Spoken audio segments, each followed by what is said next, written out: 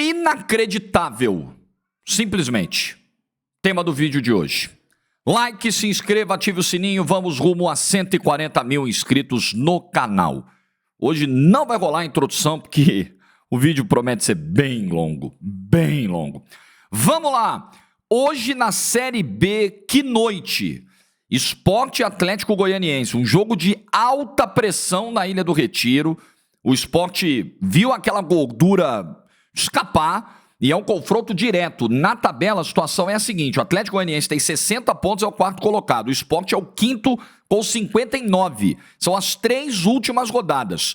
O Sport, perdendo o jogo hoje, o acesso pode ir embora de vez, né? E aí você imagina na pressão que tá lá em cima do Wagner Love, em cima de todo o elenco do Sport. Então, pra mim, lá vem o rei dos empates aqui. Eu vou de empate nesse jogo. Aliás, o pai cravou mais um empate ontem, né? Então, empate nesse jogo é o meu palpite, as cotações na tela. Série B pegando fogo também no Aposta Ganha. Link no primeiro comentário do vídeo, clicou, cadastrou, viu as melhores cotações do Brasil, fez a fezinha, pode se dar muito bem, com responsabilidade sempre, beleza? Vai lá no primeiro comentário do vídeo agora. Vai ser empolgante essa reta final da Série B, como a da Série A também será. Segundo recado, hoje é o dia da repescagem do lançamento do MSA com preço de Black Friday, com condições de Black Friday. Então é o seguinte, o que vai rolar hoje? Última oportunidade para você se tornar um aluno da mentoria através do meu link, meu e da Paola, minha esposa. E qual é a oportunidade que você não pode perder hoje? O que está rolando nessa Black Friday? Todos os novos alunos da mentoria que entrarem hoje para o MSA. O que é o MSA, Jorge? MSA é uma mentoria sobre mercado digital e tráfego pago. Você tendo a chance de se afiliar a produtos pela internet e se tornar um revendedor trabalhando de casa, o MSA ensina como fazer isso e também ensina como trabalhar com o tráfego pago. Você que já tem um negócio, um produto, presta um serviço, quer divulgar na internet, quer impulsionar isso, você precisa ter um treinamento para saber as técnicas corretas, as ferramentas, a maneira de comunicar, né, os atalhos das plataformas, tudo isso o MSA ensina. Então, link na descrição do vídeo. QR Code aqui na tela também, mas na descrição do vídeo você tem o mesmo link para adquirir o MSA. Você tem o grupo de WhatsApp criado pela Paola e por mim para receber os novos alunos, para você tirar suas dúvidas também. E além disso, todo mundo que adquirir o MSA hoje também concorre a um sorteio de 3 MacBooks. E esse sorteio, esse já não é feito por mim e pela Paola, é o sorteio oficial da mentoria. O MSA está sorteando 3 MacBooks para os novos alunos. Olha a oportunidade que você não pode perder hoje, beleza? QR Code na tela, link na descrição do vídeo também. Eu vou começar falando do Santos. E aí, já vi ontem à noite algumas cobranças. Ora, o Jorge já vi que não vai ter vídeo sobre o Santos, porque o Botafogo fez o vexame que fez, ofuscou a grande vitória do Santos e nem vai ter vídeo. E o Jorge vai ignorar o Santos de novo, como ignorou depois da vitória contra o Flamengo. O que é uma grande sacanagem comigo, né? Dizer um negócio desse, porque eu não fiz vídeo na vitória contra o Palmeiras, eu estava na Argentina. Na vitória contra o Flamengo, porque eu estava narrando naquela mesma noite Botafogo e Palmeiras, que foi o jogo mais histórico do ano, e o vídeo do dia seguinte foi dedicado a isso. Não fiz vídeo também quando o Santos tropeçou em casa contra o Cuiabá. Então, o que vocês querem sugerir? Alguns aí, que eu só quero fazer vídeo quando o Santos se dá mal? Pelo amor de Deus, gente, por favor. Então vamos lá. Ontem eu pude acompanhar os 2 jogos. O segundo tempo de um aconteceu simultaneamente ao primeiro tempo de outro. Depois eu consegui ver separadamente. E vamos falar primeiro do Santos e depois de Botafogo 3, Grêmio 4. Aqui neste canal tem sido apontado o único caminho, a meu ver, para que o Santos escape do rebaixamento. Transpiração, luta, dedicação, entrega. Vimos exatamente isso ontem. Uma justiça precisa ser feita por todos nós aqui com esses jogadores do Santos. É preciso ser justo, reconhecer que depois do 7-1, as críticas que eles receberam, inclusive deste canal, foram duríssimas e deveriam ser mesmo, porque um 7-1 não pode ser um resultado normalizado para um clube da grandeza do Santos. Jamais. A gente, é verdade, o time é ruim mesmo, o time é fraco mesmo, ele tá brigando mesmo para não cair. Faz parte tomar um 7-1. Não, não faz parte. Não pode fazer parte. Aquilo é um absurdo. Aquilo foge do aceitável. Aquilo é um atleta se conformar, chegar em casa depois de um 7-1 e achar, faz parte da vida. Não faz parte da vida. Aquilo foi um vexame que está marcado nas carreiras desses caras. Mas em pouquíssimo tempo, esse clube saiu do abalo psicológico que sofreu com o 7-1 para a reviravolta de comportamento e de postura que a gente está vendo em campo. Então isso precisa ser... Ah, Jorge, lá vem o Jorge, dá parabéns para os caras que estão fazendo apenas a sua obrigação. Parabéns por fazerem o mínimo. Gente, futebol é isso aí. Futebol, você sabe que é necessário entrega, você sabe que é necessário dedicação, mas nem sempre os grupos conseguem fazer isso por vários fatores.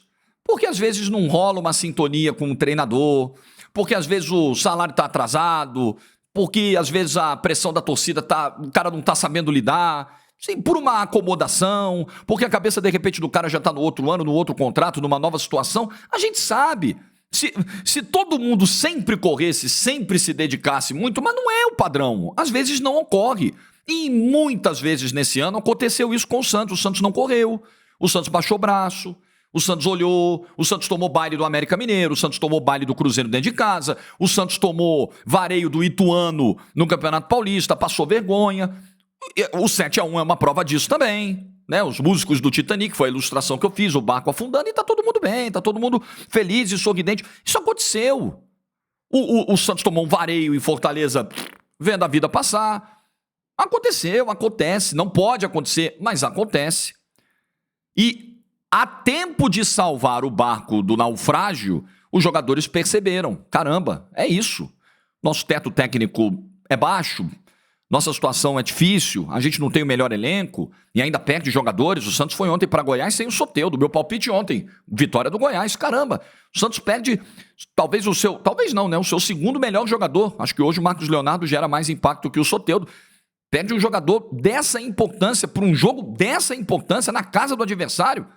O Santos não vinha tendo, no primeiro turno, o Santos tinha uma vitória como visitante, que foi a vitória contra o Vasco, num jogo em que o Santos sofreu mais de 30 cruzamentos na área. Né? O David Washington faz um gol e o Vasco faz uma pressão infernal para cima do Santos.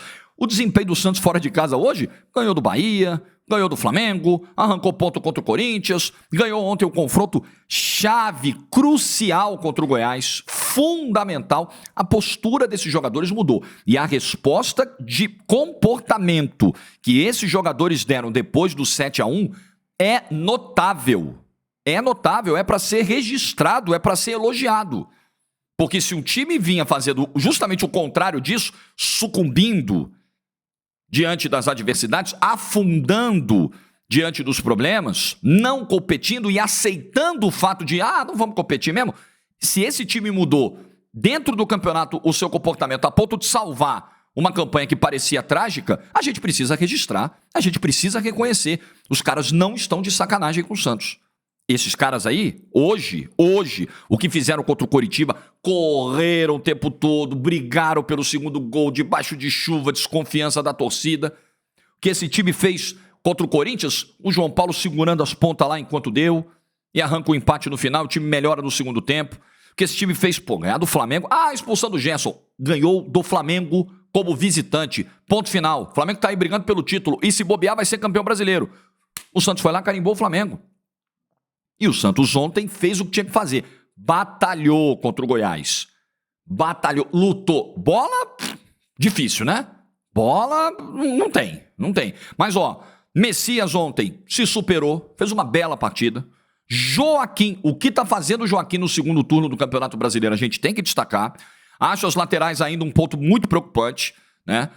Principalmente o Kevson na esquerda, ele é muito esforçado, mas ele é um jogador que não entrou numa condição legal nesse ano e vai precisar mostrar mais para estar no elenco em 2024, não tenho dúvida disso. João Paulo fez uma defesa no primeiro tempo fundamental. Rincon parece que tem uns 3 em campo. Parece que tem uns 3. Ajuda na proteção dos zagueiros, ocupa espaço no meio campo, aparece no ataque para bater lateral na ponta, assim, se entrega, se mata em campo com a camisa do Santos. Lucas Lima, que não tem ido bem, ontem entrou bem. Mendonça tem entrado bem, para ser justo. Ontem o Nonato não foi bem como titular. Mas você vê jogadores se superando. E outra coisa que eu falei no início do ano, sobre o que eu imaginava ser possível para o Santos fazer para evitar o rebaixamento, com o time do Campeonato Paulista, eu fiz no dia seguinte do vídeo do jogo com o Ituano um vídeo. Aí peguei a escalação. Gente, olha a escalação que tomou o baile Itu. Com esse time cai. E talvez não caia porque mudou a postura e porque chegaram nomes como Tomás Rincon, puta impacto. Jean Lucas, puta impacto. Júlio Furt, são 9 pontos na conta do Furt, gente. 9 pontos. Santos tem 41, 9 gols decisivos do Furt. Goiás, Bahia e ontem. Estou esquecendo algum, né? Goiás do primeiro turno, Goiás do segundo turno e Bahia. É isso, é porque são 2 vitórias contra o Goiás na conta do Júlio Furt.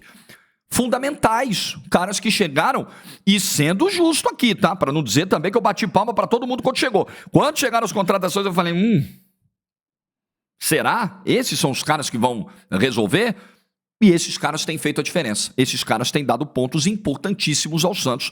Mudaram um pouco o patamar do Santos. A volta do Soteldo. Eu entendia que deveria haver algum tipo de punição pelo ato de indisciplina do Soteldo, mas o afastamento é um negócio que você prejudica o time. Você não pode abrir mão de um cara que tecnicamente destoa de vários outros no elenco. É um cara que pode te dar pontos. Como deu, por exemplo, a assistência para o gol do Marcos Leonardo contra o Coritiba. Outra vitória fundamental do Santos. Como o Soteldo deu o pontinho em Itaquera, conseguindo o pênalti nos acréscimos do segundo tempo. Então, esses jogadores foram fundamentais. O Furt deu 9 pontos ao Santos. É um primor de centroavante? Não, não é. É brigador. Ele entrou ontem para brigar. Ele entrou ontem para batalhar, para trombar, para fazer o gol na empurrância. É o que o Santos tem hoje. E dentro do que o Santos tem hoje, está sendo feito muito mais do que eu esperava nesse segundo turno do Campeonato Brasileiro. Parabéns aos jogadores do Santos, porque entenderam o risco enorme que o Santos corria, entenderam qual era a pegada para o Santos, qual era a pegada necessária nos jogos e estão aplicando isso. Você pode acusar, nesse momento, em alguns momentos da temporada, houve muita falta de empenho, muita falta de entrega. Se os jogadores do Santos não quiserem admitir isso, não vão admitir isso publicamente, tudo bem. Mas eu vi praticamente todos os jogos do Santos no ano. A mudança de comportamento é visível, gritante. E os jogadores do Santos conseguiram isso agora. Talvez as comissões técnicas anteriores não tenham conseguido o que o Marcelo conseguiu. Gente, o treinador ele vai além do trabalho técnico e tático. Ele também precisa ser um motivador, ele precisa ser um agregador. Ele precisa despertar nos jogadores esse brilho no olho, essa coisa diferente, competitiva. Faz parte, gente. Futebol é muito mental, é muito emocional. Essas coisas estão misturadas. A frieza do profissionalismo, do estudo, da estratégia, com a paixão, com a emoção, com a confiança. A gente não enxergar o mérito do Marcelo Fernandes nisso, eu acho que seria injusto também com o Marcelo. O Odair não conseguiu. O Odair, ele tá longe de ter feito um trabalho trágico. Mas com o Odair, o time não tinha a postura que tem, não vibrava. Enfim, alguma coisa ali que não rolou. Mesma coisa, com o Turra, então, nem se fala. O Turra, nem se fala. E o Aguirre foi o mais perdido dos três aqui, mais até do que o Turra, em termos de decisões, de peças, de escalações e até de substituições. O Aguirre foi uma passagem, assim, muito confusa. Acho que a do Paulo Turra foi de excesso de linha dura e a do Aguirre eu acho que foi ainda pior em aspectos técnicos e táticos, mas não muito diferente também do Paulo Turra, convenhamos. Então é isso, gente. Escapou do rebaixamento? Não. Não escapou. Abriu 4 do Cruzeiro, mas o Cruzeiro não jogou nessa rodada. Tem um jogo a menos que vai ser um Cruzeiro e Vasco infernal e muito decisivo e o Santista vai lá rezar pelo empate. É o que pode acontecer. Mas está muito bem encaminhado, porque vai ter 3 jogos em casa contra São Paulo, Fluminense e Fortaleza. Adversários com poucas aspirações. São Paulo e Fluminense não tem mais qualquer aspiração no campeonato. Estão na Libertadores. Um ganhou a Copa do Brasil, o outro ganhou a Libertadores. Teoricamente vão de férias para esse jogo. Tem um componente de rivalidade aí. Eu não sei o que o São Paulino está pensando do Sansão domingo. O Santos acabou de ultrapassar o Corinthians na tabela.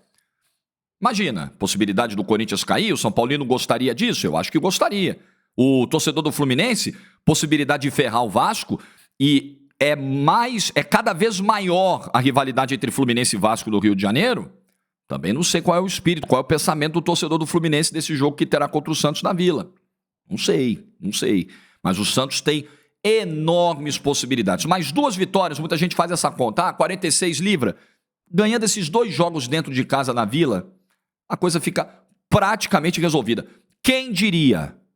Mas o que mudou? O que foi chave do Campeonato Paulista para cá? Jogadores que chegaram e deram um acréscimo de qualidade.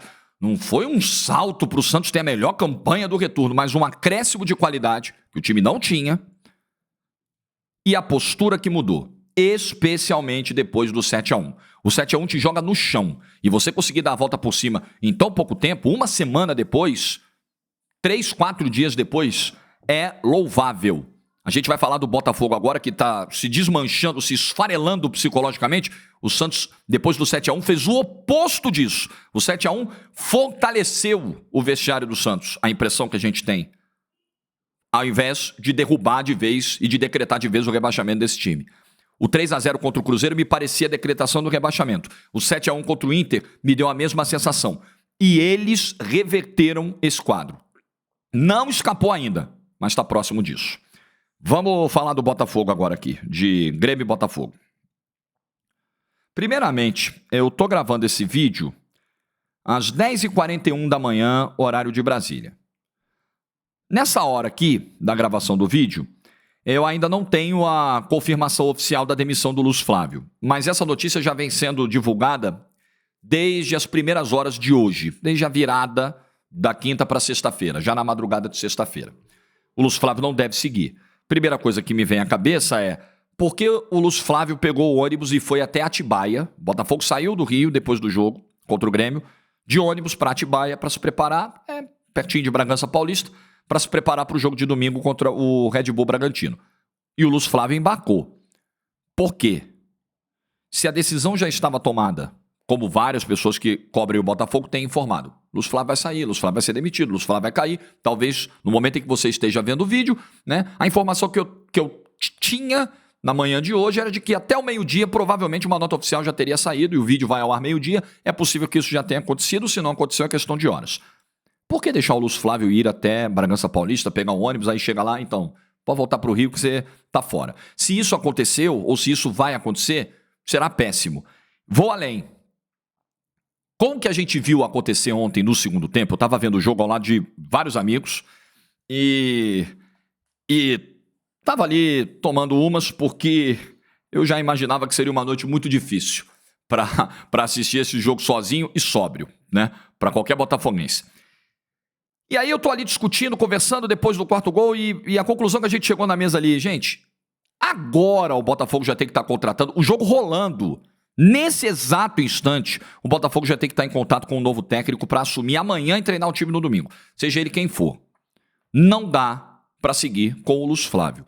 Jorge, está sendo feita uma grande injustiça, perseguição ao Lúcio Flávio. Ele está sendo crucificado. Ele está sendo jogado aos leões como o único culpado. Não é isso que está acontecendo.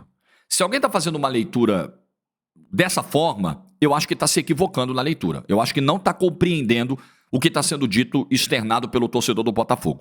Para você, especialmente que não é botafoguense, eu vou de novo contextualizar isso aqui.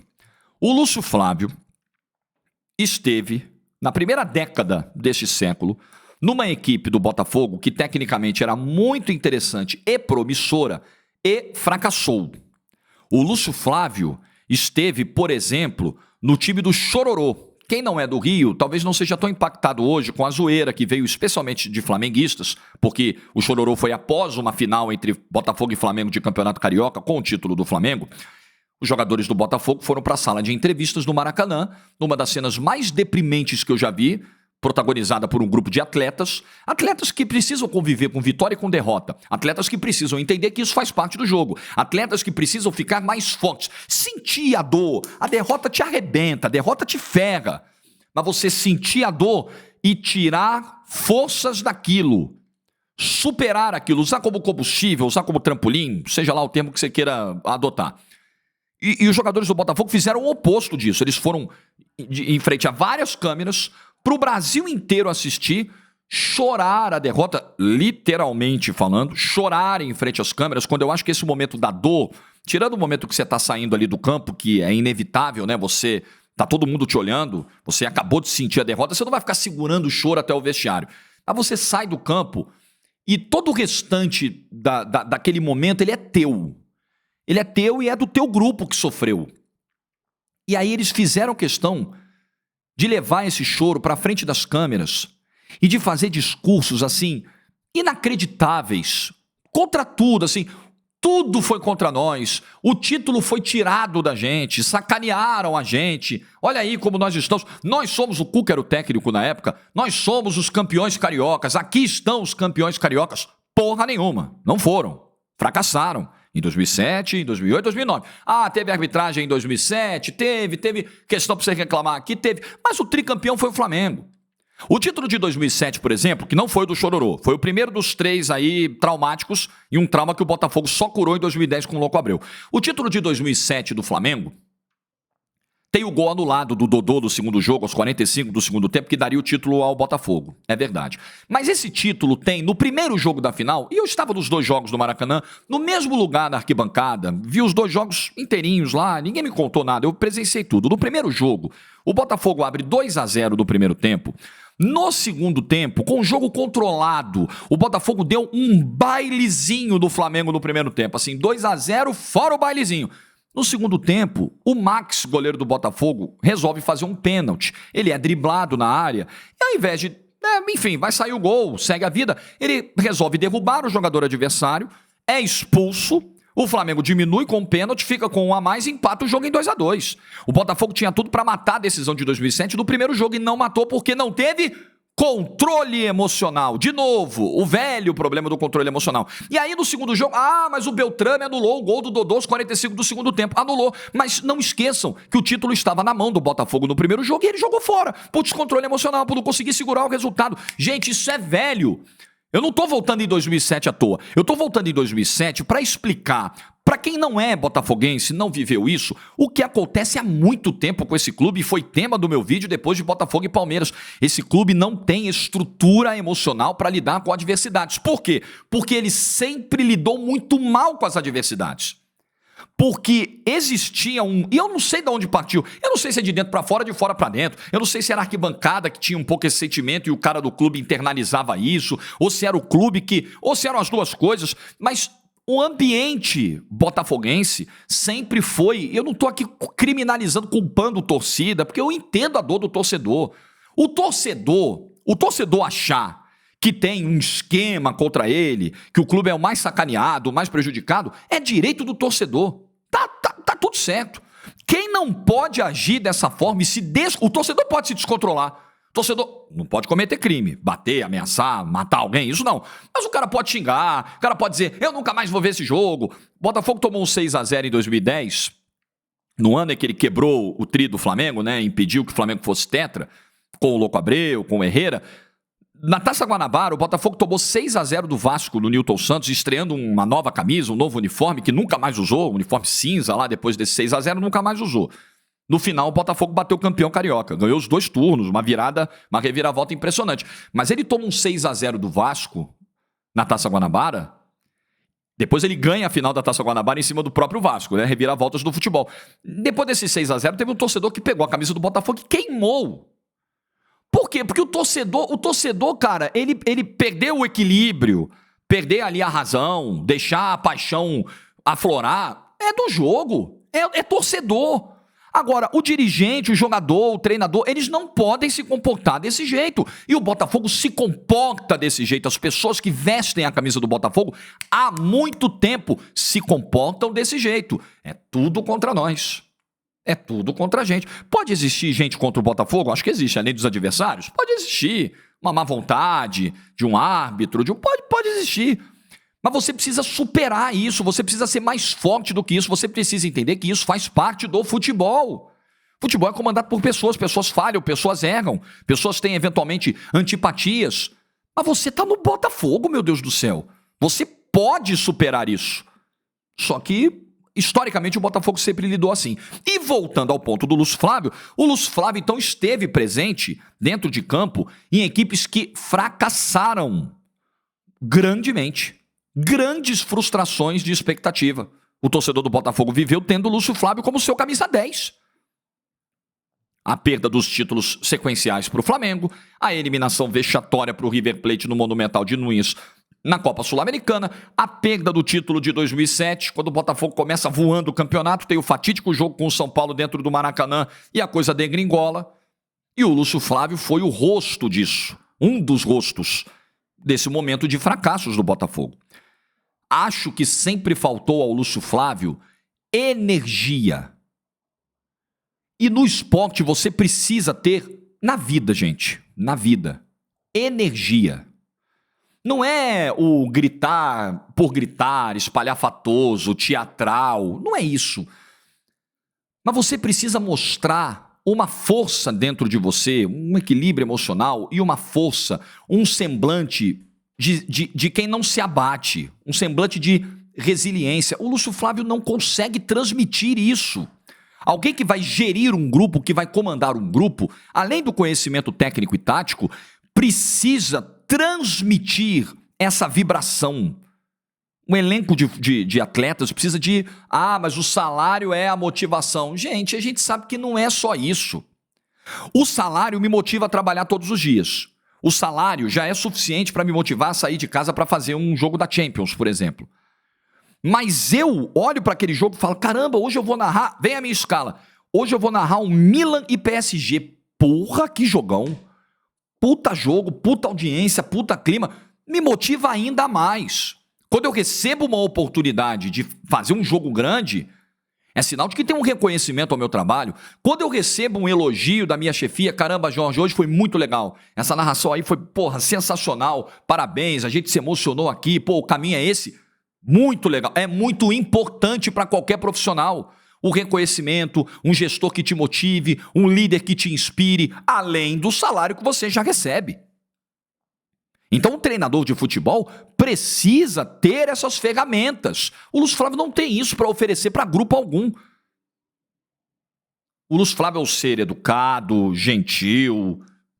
Você não ouve nem o Lúcio Flávio falar palavrão na beira do campo. Só que eu acho que isso é uma virtude como um ser humano. O cidadão Lúcio Flávio é um cara que eu respeito e admiro no mundo, repetindo o que falei depois do jogo contra o Palmeiras, onde existe uma glamorização da grosseria, da falta de educação, da jumentice, né? Burrice aqui é aplaudida. Nossa, um negócio maravilhoso. A falta de qualificação, né, moral, às vezes, não, é virtude aqui. As coisas estão invertidas. Mas pro futebol falta. Falta coisas que o Lúcio Flávio não tem. E não adianta, gente. Você precisa enxergar referências vitoriosas. Que é uma coisa que falta até ao elenco do Botafogo, eu vou chegar lá. Você olha para o seu comandante e fala, esse cara ganhou muita coisa, né? Esse cara tem uma bagagem para me transmitir. Esse cara tem uma história de decisões que ele viveu, fracassou em algumas, triunfou em outras. O Lúcio Flávio não tem essa história de grandes triunfos, grandes feitos, nem do Botafogo, nem do futebol de uma maneira geral. Então isso pesa. Ele não é o único responsável, mas ele não aproveita a oportunidade, ele não tem o perfil adequado para esse momento e ele tem tomado decisões ruins. Ontem, mais uma vez, você tem a demora do Lúcio Flávio para tomar decisões, você tem decisões que não se justificam, o time está perdendo, a vaca está indo para o brejo. Ele tira um lateral para botar outro. Ele tira o Júnior Santos, que era talvez o único no momento em que foi substituído, que tinha condições de criar alguma coisa ofensivamente e acabar de gerar uma chance. E ele tira o Júnior Santos. A leitura de jogo do Lúcio Flávio, além de lenta, é precária. Ontem ele começa o jogo com 3 volantes. Por que ele não começou o jogo, por exemplo, com o Gabriel Pires? Por que a gente não vai discutir hoje se o Peck ainda tem condições ou não de ser titular? Sabe, decisões que o Lúcio Flávio não me parece ter o estofo para tomar. E tem um negócio que acompanha o Lúcio Flávio, essa coisa dos fracassos, do semblante. Gente, eu não estou aqui fazendo perseguição à pessoa do Lúcio Flávio. Eu não estou aqui dizendo, nossa, o Lúcio Flávio não pode mais trabalhar em algum lugar do futebol, nunca mais. Não tem espaço para pessoas como o Lúcio Flávio no futebol. Eu não estou dizendo isso. Mas eu acho que, para desenvolver essa atividade específica de beira do campo, de vestiário, de competição do Lúcio Flávio, talvez o Lúcio Flávio, em bastidores, em gestão, ele seja um cara com um perfil mais adequado. Mas para essa função, acho que o Lúcio Flávio precisa desenvolver competências que hoje ele não tem. E não sei se ele vai conseguir desenvolver baseado no próprio perfil dele. Porque você leva muitas vezes para o lado profissional características suas, pessoais, que se misturam no trabalho, que impactam no trabalho. Você é você também no trabalho, em alguma medida. O que você é fora do trabalho, muitas vezes você é dentro do trabalho também. Não há uma desconexão completa da pessoa física e pessoa jurídica. Não é assim. A vida não é assim. As pessoas não são máquinas, não são robôs. Então acho que para essa função e para este clube, não dá mais para o Lúcio Flávio. Para este clube, não há condições para o Lúcio Flávio. Não há mais condições mentais. Não tem mais ambiente, não tem mais clima, não dá. Não dá. O próprio Lúcio Flávio deveria admitir isso. Assim, já deu. Já saturou. Já bateu no teto, acabou. Não sei se ele já foi demitido, tá? Mas estou só dando a minha visão. Agora, ele não é o único culpado. Aí, realmente. A queda do PEG, por que ela aconteceu? Foram as convocações? O PEG perdeu o foco? Toda bola que está indo no gol entra? E era o contrário? O PEG fazia defesas incríveis, o PEG foi até o momento da queda o melhor goleiro do Campeonato Brasileiro, indiscutível. Ah, vamos falar do Léo Jardim, claro, vamos falar do João Paulo, claro, vamos falar do Rocher, vamos falar. Mas o Lucas PEG era o melhor goleiro do campeonato. O que aconteceu com a dupla de zaga Adrielson e Cuesta? Por que o Cuesta não foi substituído ontem pelo Lúcio Flávio? Falhou o jogo inteiro, errou o jogo inteiro, errou tudo. Aquela solidez. Adrielson foi o fator convocação? Tem a ver com o PEG? De Plácido, tecnicamente, é isso aí mesmo. Sobre o de Plácido, eu nem vou tecer grandes críticas, porque PEG, Adrielson e Cuesta são quedas espantosas. De Plácido não, gente. O de Plácido é isso. O de Plácido é tecnicamente limitado. Estou tranquilo para repetir algo que digo o ano inteiro.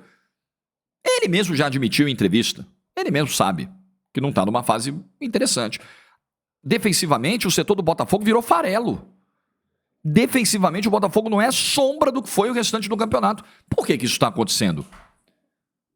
Não dá para entender. Não dá para entender. O que foi o normal? O normal é o agora? O normal é o desempenho atual? Ou o normal era o que a gente via no início do campeonato? Eu já não sei mais. Honestamente, eu já não sei mais o que dizer. Eu já não sei. O Tietê? O que aconteceu com o futebol do Tietê? O Tietê consegue ficar em pé ainda? Ou o Tietê entra em campo mais preocupado, como me pareceu depois da entrevista bizarra que ele deu no intervalo do Clássico contra o Vasco, mais preocupado em jogar a torcida contra a arbitragem do que jogar futebol? O que aconteceu com o Tietê, gente? Alguém me explica? Alguém consegue me dizer o que houve com o Tietê? E com vários jogadores. É um tombo institucional que esses caras estão protagonizando sem igual. Então agora a gente tem que falar desse elenco. As responsabilidades do Lúcio Flávio estão aí. Estão dadas, o espírito nada vencedor do Lúcio Flávio, postura, demora para socorrer o time, pouco entendimento ainda, pouca experiência da função de técnico. Porra, olha essas derrotas feias que o Botafogo tomou. Vocês viram quem eram os oponentes do Lúcio Flávio? Abel Ferreira e Renato Gaúcho, gente. Vocês acham que tem alguma condição hoje? Pode ser daqui a, 3, 4, 5 anos, o Lúcio Flávio se torne uma referência na profissão. Mas hoje, chega a dar dó. Abel Ferreira e Renato Gaúcho contra o Lúcio Flávio. O Lúcio Flávio. Com todo respeito ao Lúcio Flávio, chega a dar dó. Mas a responsabilidade dos jogadores, ela tá aí. Ela tá aí e ela não pode ser ignorada. São esses os jogadores que estão protagonizando a maior vergonha que eu já vi o Botafogo passar. O Botafogo já teve outros momentos duríssimos na sua história.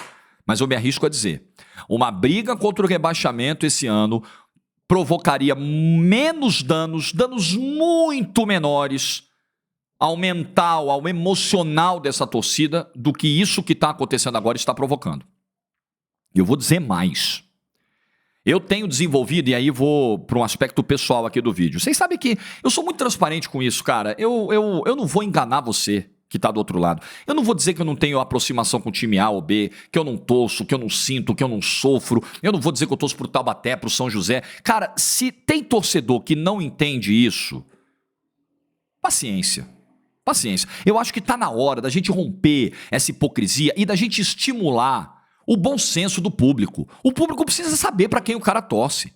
E o cara, quando admite que torce para alguém, ele precisa continuar fazendo o trabalho dele normalmente. Eu acabei de narrar o título do Fluminense na Libertadores, uma narração que me orgulhou muito. E eu tô passando a semana inteira recebendo mensagem de um monte de tricolor emocionado, arrepiado, chorando com a narração, agradecendo. Esse é o meu trabalho, gente. E o cara sabe que, beleza, aquele cara ali, torcedor do Fluminense que me conhece mais a fundo, ué, mas o Jorge não é botafoguense? É, mas o Jorge trabalha. O Jorge leva o trabalho dele com seriedade. O Jorge não faz o trabalho dele na vagabundagem. O Jorge não grita gol com menos intensidade porque não é o time que ele torce. Então eu tô muito tranquilo para falar das minhas preferências pessoais, para fazer uma análise fria, uma análise técnica, jornalística mesmo, né? Com jornalismo de opinião, que é o que eu pratico aqui. E para também fazer uma separação em algum momento do vídeo e falar, galera, deixa eu falar um pouquinho agora com o coração. E acho que o público precisa desenvolver essa maturidade para entender isso.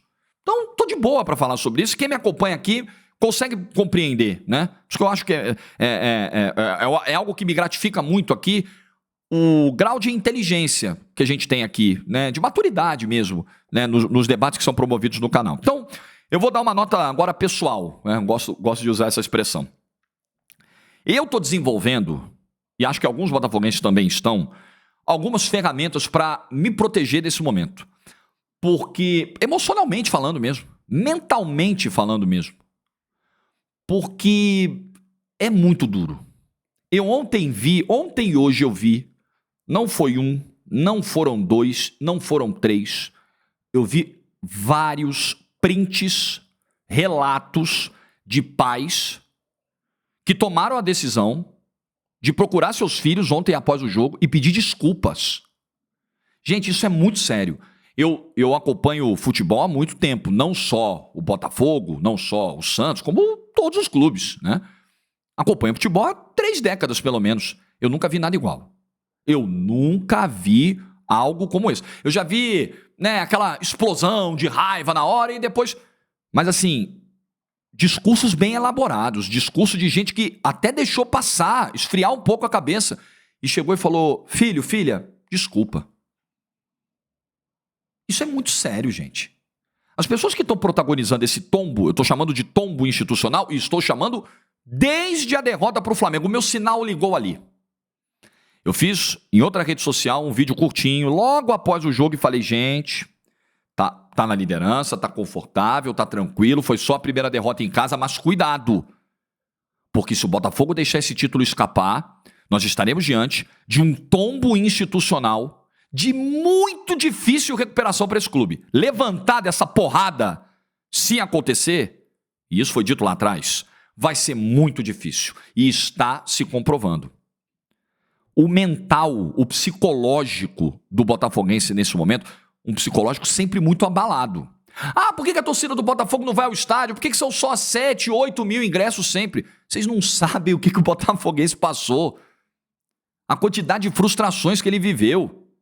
A quantidade de vezes que ele foi sacaneado. É compreensível. E aí há uma reconexão, um novo horizonte, um novo panorama. Se a SAF não chegasse, o Botafogo fatalmente acabaria. Então o botafoguense fala, caramba, tinha muito botafoguense já conformado com o fim. Vai acabar. Uma dívida de 1 bilhão não se paga. Não tem receita para isso, não tem recurso para isso, vai morrer. Aí chega alguém com um investimento com uma possibilidade de salvar o clube. Beleza. A torcida foi lá. Do primeiro ano de SAF, os primeiros jogos do Campeonato Brasileiro, eu saí daqui de São Paulo, fui para o Rio, assisti Botafogo e Corinthians na primeira rodada do Brasileirão 2022, uma das maiores festas que eu vi essa torcida fazendo no Newton Santos, porque ali o torcedor falou, opa, vamos acreditar. Vamos acreditar. E aí em 2023 acontece algo mágico, lindo, 10 jogos no primeiro turno em casa, o Botafogo ganha os 10, liderança, abre 13 pontos. É agora. Aquela torcida desconfiada, pé atrás, machucada, maltratada, sofrida, zoada psicologicamente, fudida mentalmente, começou aí de novo. Porra, agora, finalmente, gente. Tantos anos, tanta ferida, tanta dor, vai se converter em título. Chegou a nossa hora. E aí os jogadores que deram esse sonho ao torcedor do Botafogo estão tirando agora. Eu vi um termo usado por um botafoguense que me parece bem apropriado para o momento. É uma traição com a torcida. Sabe, assim, o sentimento de traição. Porra, a gente acreditou. E ninguém agora... Ontem, no final do jogo, infelizmente, parte da torcida se descontrolou, queria entrar no campo, jogando grade pra cima de seguranças, de policiais. Teve torcedor que saiu ferido. O negócio foi feio no final do jogo. Mas ninguém vai poder pegar o episódio de ontem. A torcida no final do jogo gritou e chamou o time sem vergonha. Se alguém tiver a capacidade de dizer agora, não, tá vendo? A torcida não apoia. A torcida fica vaiando o time antes da hora. Isso é coisa de desonesto. É bom lembrar, todas as festas que a torcida do Botafogo fez nos jogos em casa esse ano, lindas, espetaculares, recepções incríveis. É preciso lembrar que às 5 horas da manhã, depois de uma eliminação na Sul-Americana pro Defensa e Justiça, a torcida estava no aeroporto do Galeão recebendo os caras com aplauso, com incentivo. Vamos lá, estamos fechados com vocês. Estamos juntos até o fim. Então, por favor, a grande vítima disso aí é a torcida. A torcida não tem culpa de nada aí. A culpa é de quem não está sabendo lidar com a situação de, caramba, a gente pode ser campeão. E os caras estão tremendo. Eu evito usar esses termos, porque eu acho que o futebol não se explica só por isso. Ganhou, é o fodão, perdeu, é o amarelão. Mas você acha que a queda do Botafogo, as derrotas consecutivas, as viradas inacreditáveis, vexatórias que o time tomou contra Palmeiras e Grêmio, qual o adjetivo que a gente pode usar para isso? Me diga. Me encontre outro que não seja amarelar, que não seja tremer, que não seja pipocar. Termos que são banalizados do futebol, mas nesse caso não tem banalização alguma. Nesse caso é a expressão da realidade. É tudo isso que esses jogadores estão fazendo. O jogador precisa ser responsável, gente, com a camisa que ele veste. E o que os jogadores do Botafogo estão fazendo nesse ano é protagonizar o maior vexame, é de envergonhar, é de manchar a biografia de todo mundo. O Lucas Perry e o Adrielson estão indo para o Lyon. Onde está a cabeça dos dois? Imagina, chegar a imprensa francesa, olha, estão chegando os novos reforços do Lyon, hein? Perry e Adrielson, e aí, como é que foi 2023 deles? Porra, vocês nem imaginam. Maior vergonha que o futebol brasileiro já viu. Eles foram os protagonistas. Eles foram os caras que mais caíram de produção na reta final. E estão chegando aqui para jogar no futebol europeu. Para tentar tirar o Lyon da situação de rebaixamento, que é a briga atual dele lá. Para evitar uma queda para a segunda divisão francesa. Gente, é muito vergonhoso. Mas assim, eu não me lembro de uma vergonha maior no futebol brasileiro. E olha, ainda pode ser campeão, o que é mais incrível, porque ele não saiu da liderança, mesmo com esses vexames, ele continua líder. Porque essa foi a tônica do campeonato. Ninguém aproveitou as oportunidades quando o Botafogo deu brecha.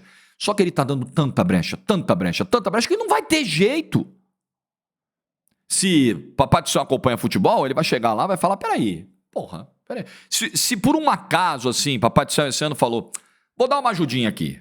Quando o Botafogo deu umas vaciladas, eu vou dar uma ajudinha aqui. Ele mesmo já chegou agora e falou, para, por favor.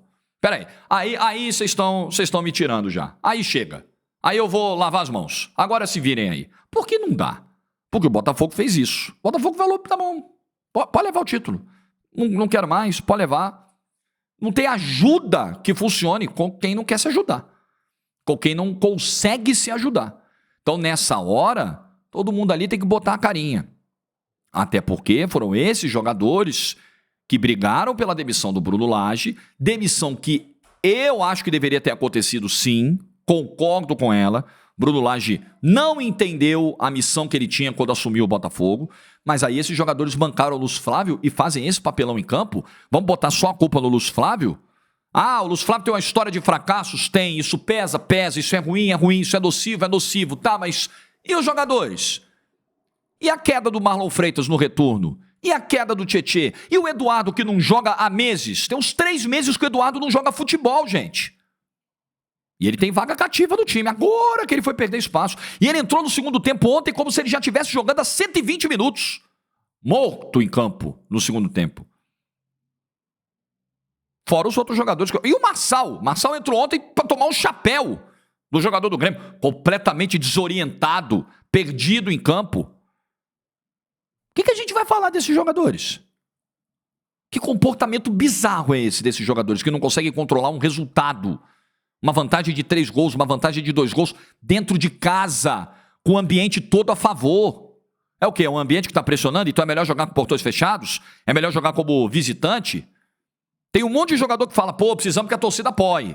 É legal ter o apoio da torcida. Vários jogadores aí lamentaram, ficaram revoltados porque o time teve que completar o jogo contra o Atlético Paranaense sem torcida. Pô, tá vendo? A torcida fez falta. Sacanagem. A CBF perseguiu a gente. Olha aí. E aí, quando tem a torcida vai virar um problema? Então, porque é muita pressão da torcida, é muito... por favor. Por favor. Sem papinho. Sem papinho. O que os jogadores do Botafogo estão protagonizando é uma vergonha. Tem colega que não gosta. A gente tem que ter cuidado com o termo vergonha, o termo vexame, porque isso estimula a violência. Gente, calma, não é capa de jornal, não é título de portal, não é meme de rede social que vai incentivar a violência de ninguém. O cara é violento porque ele é estúpido, porque ele não tem valores, porque ele é criminoso, porque ele acredita na impunidade que reina no Brasil. É só por isso, não tem nada a ver com meme não, gente. Esquece, para com esse papo. É vergonha. Esportivamente, o que está sendo protagonizado é vergonhoso, é vexaminoso. E olha, se o Botafogo for campeão brasileiro, tudo que esses caras estão fazendo nessa sequência vai apagar o brilho de uma eventual conquista. Sabe assim, desgastou a relação com o torcedor. Eu não sei qual vai ser o público no próximo jogo em casa, honestamente. Eu não sei, eu não faço ideia. Eu duvido muito que os ingressos se esgotem de novo. Porque o que esgotou mesmo foi a paciência do botafoguense. Não dá mais, gente. Agora você, torcedor do Botafogo, tem a zoeira. Então o cara se sente envergonhado, porque o cara é zoado, o cara é sacaneado, mas a vergonha não é sua, não. Quem tem que ter vergonha de botar a carinha hoje é o seu Marlon Freitas, é o seu Adrielson, é o seu Cuesta, é o seu Luz Flávio, é o seu Eduardo, é o seu Marçal. A vergonha é deles, a vergonha não é sua, não, torcedor do Botafogo. Eu sei que você sofre com a zoeira, eu sei que você tá. A dor bate em você. Falei aqui da coisa do pai que vira pro filho e fala, porra, que maldição que eu pus na sua vida, e desculpa, me perdoe. Isso é muito grave. Isso é muito sério. Eu vi um colega jornalista, acho que é o João, que cobre o Botafogo no Jornal Globo, no Extra do Rio de Janeiro, se não estou enganado, ele tuitou na semana passada, falou, gente, eu fui na minha terapia e o meu terapeuta, ele me perguntou, ele sabe que eu sou jornalista, cubro o Botafogo, ele me perguntou, ele pediu para eu contextualizar a situação do Botafogo, porque ele está recebendo pacientes que estão relatando problemas emocionais com a situação do time. Ele queria entender mais a fundo para poder ajudar os pacientes dele. Cara, isso é loucura. Chegou num ponto de rival ontem falar, porra, eu tô com pena. Sério mesmo. Eu tô aqui numa mistura de zoar e sentir dó. Aí, meu amigo, quando chega nesse ponto, mas você, torcedor do Botafogo, você não tem culpa disso não. Você não é parte disso. Você sente a dor de uma paixão que foi mal cuidada. Cuidaram mal da sua paixão. Cuidam mal dessa paixão chamada Botafogo há muitos anos. Não tem cuidado, não tem zelo, não tem carinho, não tem equilíbrio emocional com ela, não tem nada. Botafogo é tratado por essas pessoas assim, como uma coisa qualquer. Mas a culpa não é sua, a culpa é desses caras. Esses caras têm que sentir a vergonha agora. Esses caras agora têm que falar, meu Deus do céu, que fracasso. Esses caras agora têm que olhar para a família, falar para os filhos, falar, meu Deus, olha o que eu estou deixando de imagem, olha o que eu estou deixando para a história, olha o que eu estou fazendo com uma torcida que confiou, que apostou, que depositou esperança. Olha o que eu estou protagonizando, olha o papelão que eu estou fazendo. Não é você, torcedor do Botafogo, não. De jeito nenhum. Culpa não é sua. Você não fracassou. Essas pessoas que vestem a camisa do Botafogo estão fracassando. E vou dizer mais, eu acho que vão fracassar. Eu não tenho qualquer expectativa em título do Botafogo esse ano. E vou dizer mais, pode ficar bem pior a situação. E eu não estou falando, aí é recado de botafoguense para botafoguense, né? Não estou falando apenas de perder, imagina o tamanho disso, perder uma vaga na Libertadores. Pode ser ainda pior, hein? Pode ter coisa pior do que isso. Entendendo bem o sentimento de rivalidade do botafoguense, a coisa pode ficar ainda pior. E aí eu começo até a me questionar, por que isso? Por que o torcedor do Botafogo passa por isso? Por que ele merece? Ele merece? Não, ele não merece passar por isso. Mas ele está passando por quê? Eu não consigo entender, eu não consigo explicar. O que eu consigo explicar é que estamos diante da maior vergonha já protagonizada no Campeonato Brasileiro, do futebol brasileiro, da história de maior fracasso que o futebol brasileiro já viu em toda a sua existência. Não é exagero, não. Vamos listar todos os vexames, os fracassos, as eliminações, as perdas de campeonato. Nada que eu já tenha vivido se assemelha a isso aí que os jogadores do Botafogo e a comissão técnica do Botafogo de 2023 estão protagonizando. A culpa é toda deles. E eles estão sendo os responsáveis por isso. Eles ficarão marcados por esse vexame, por essa desgraça, essa tragédia na vida do Botafogo. Eu não sei como o Botafogo vai se recuperar disso. Eu me preocupo muito. O 2023, ele já está indo para as cucuia. Quando eu falei lá atrás do tombo institucional, de difícil recuperação, eu estou olhando para o 2024, eu estou olhando para o 2025, eu estou olhando para a renovação dessa torcida, eu estou olhando para os jovens que hoje cada vez estão menos conectados com o Botafogo, de uma torcida que não se renova. E torcida sem título, e torcida sem história, e clube sem título, clube sem história de vitória, clube sem referência, clube sem ídolo, não cresce de torcida, não cresce de tamanho. Pelo contrário, diminui, some, desaparece. É muito preocupante. A perda do título de 2023, o estrago, ele é muito maior do que 2023. Mas assim, talvez as pessoas ainda não tenham alcançado, porque está difícil olhar para o futuro. Você está olhando para a dor de agora. Gente, pensando no futuro desse clube, o que está acontecendo agora é muito pior do que um rebaixamento para uma segunda divisão. É muito pior do que 3 rebaixamentos para uma segunda divisão. Não tem exagero, não.